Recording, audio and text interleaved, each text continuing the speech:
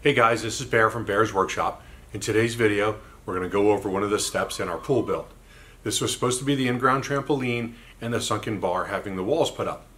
But alas, no such luck. More contractor shenanigans. I really shouldn't say contractor, I should say that in quotes. Can't really say Craigslist people claiming they know how to install block walls or contractors. And really, they did not know. They did know how, but the quality in their business practices sucked more than you know what. By the way, we're missing a little bit of video from one of the days, but you'll get the idea. So let's take a look.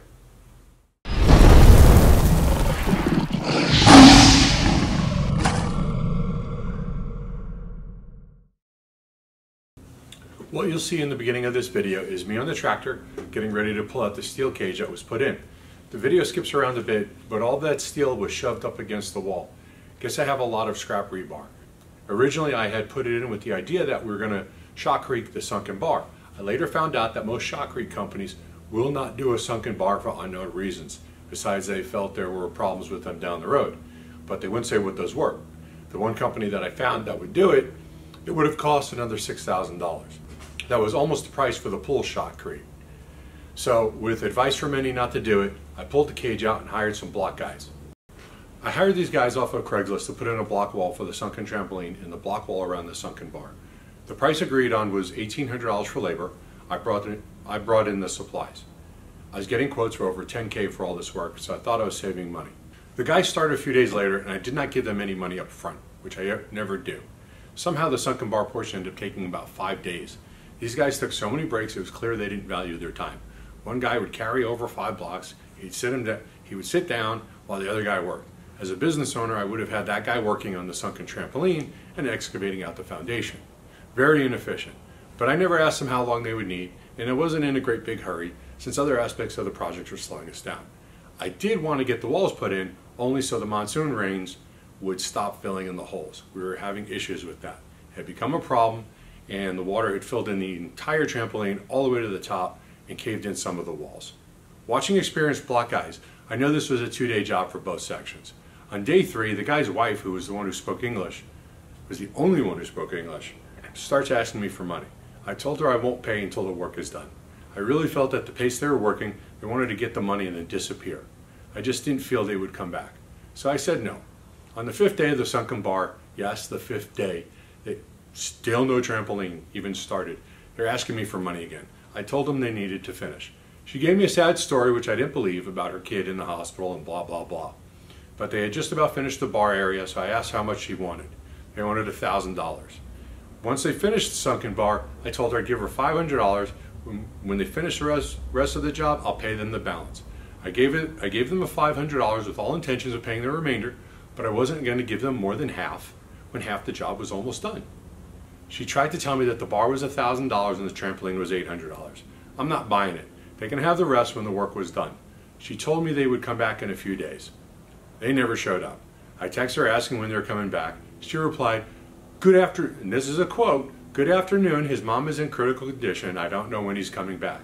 Also, I'd like to know if I can get paid for the other half of the ramada because as you know, I have my baby in the hospital and I don't know when he's coming back. I really need the money. Please, I will appreciate it." My response was, I need someone else. And if they're charging me more than $800, then I need to take that off the $1,800 that we agreed on for the project. I never agreed that the ramada was $1,000, and I asked her, when can he come back and finish? That's what I would prefer. She didn't respond. The next day I sent her the following. I found someone else to do the work. You're charging me more than the difference of what you say I owe you. Because you couldn't finish the work, I'm not paying you anymore. Her response, okay, that's fine. I see you at court. I'm not going to argue with you. Thank you and have a nice day. This I find laughable. In Arizona, Blockwork requires you to be part of the Register of Contractors, the ROC. They were not. That is one reason why they were much cheaper. I assume risk on the quality of work. Being that I know how the work is supposed to be done, I felt I could keep an eye on the work and make sure they were doing it properly. Can't say that I'm 100% happy with the work, but I got what I had paid for. The ROC also requires a written contract on all agreements over $1,000. There was none besides our text messages. That might have been enough, but it would be pretty interesting to have someone take you to court for them not completing the work and still wanting to get paid.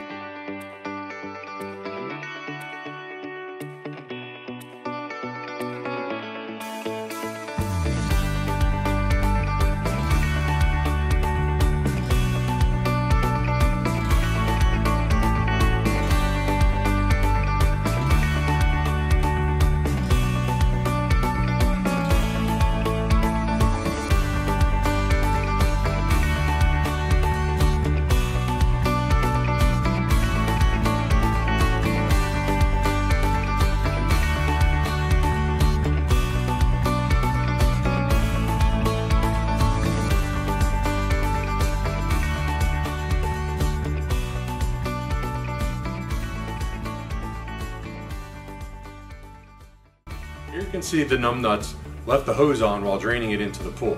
This caused some of the wall to erode into the bottom of the pool. Not sure why they thought that was a good idea. These guys also left a bit of a mess. Concrete bags and blocks and trash were left in the bar area. They also left me one of their trowels. Thank you very much. At least I didn't catch them peeing in the yard. Anyway, I got a new group of guys to come in. In 2 days, they started and finished the in-ground trampoline, put in a 14 by 14 foot pad for the hot tub, and stuccoed the walls of the sunken bar. In and out and done. 2 days. So, the moral of the story is if you're going to use unregistered and unlicensed guys, make sure you know what's supposed to be done. Understand there is a reason why these guys are not licensed. It may be because they just can't afford the government bureaucracy and cost it and are just trying to make a living, or maybe because they suck and are trying to take you for your hard-earned money. Unless they're licensed pros, do not give them any money up front. If they need money for supplies, order it for them or go with them to the supply store. I am fortunate as I'm a contractor and all I had to do was call the supply store and get the contractor prices. That made things easier for me. Had I given these guys the money for supplies, I don't think I would have ever seen them again. Don't pay until they're done with what you agreed, unless you know what you're paying them, less what you might owe them for their labor. There are too many scumbags out there who do a half-assed job and take your money. If you think this video is helpful, go ahead, hit that like button, hit the subscribe button, and click on the bell, ding, to receive notifications. We'll see you next time.